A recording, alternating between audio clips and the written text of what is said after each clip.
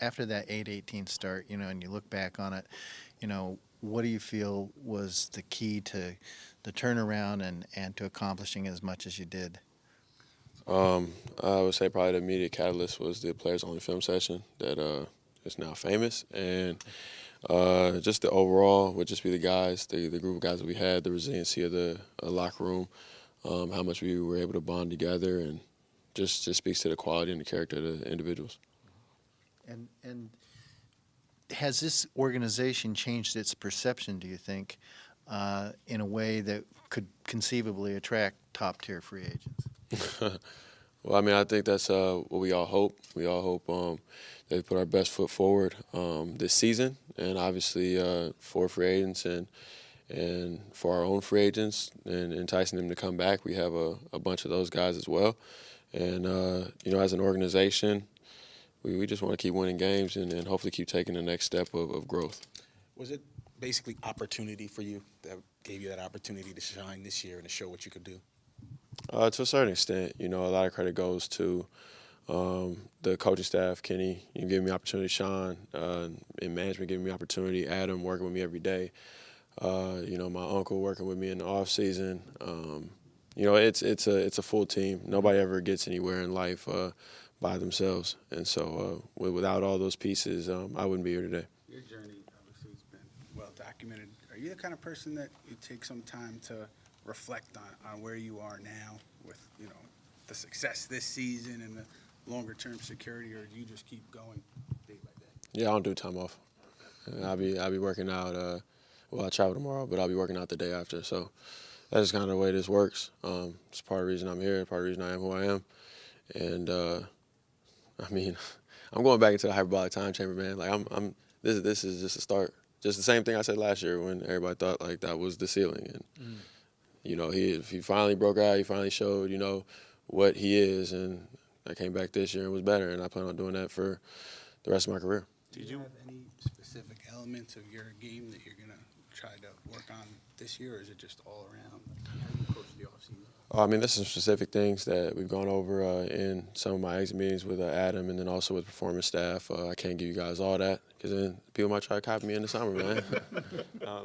Are you going to be part, as one of the guys under contract next year, are you going to be part of this free agency recruiting pitch, or are you just going to stay out of it? Oh, I mean, that's completely up to Sean. Okay. Whatever he feels he needs, I'm here to aid. I don't know which free agents we're targeting at this moment. I mean, obviously, I'm sure everybody's going after KD. That's all over the news.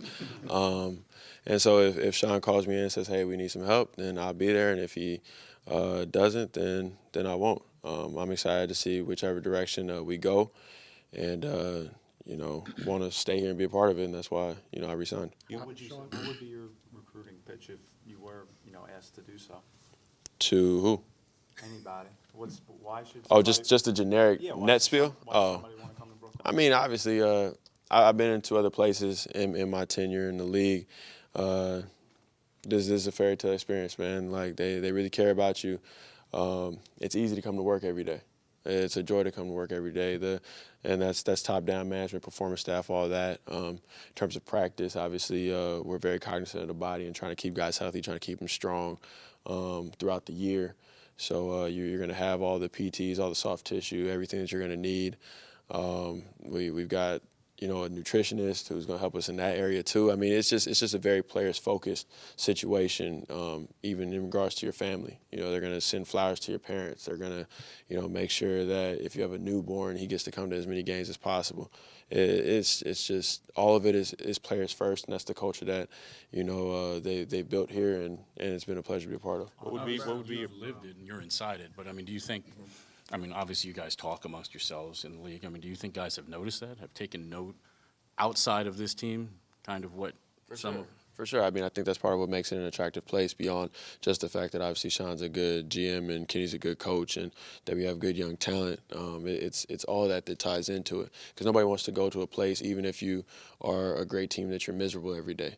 That's just, part of it. I mean, would you leave your job, go to the New York Times if you were going to be miserable every day? Probably not, unless they overpaid you by a ton. You know what I mean? At that point in time, it really comes down to, in my opinion, at least I haven't been in that situation, but it would probably come down to happiness, culture, where you want to be, winning, like all the other stuff. It's not going to be dollars because they're going to get the same dollar amount from 29 teams and a little bit more from the one they're currently on. So when you look at like the roster or anything like that, or even just development of your own guys, what needs to happen to take the next step? I think the main thing we're all going to be focused on is just personal improvement, man-to-man, 1 through 15.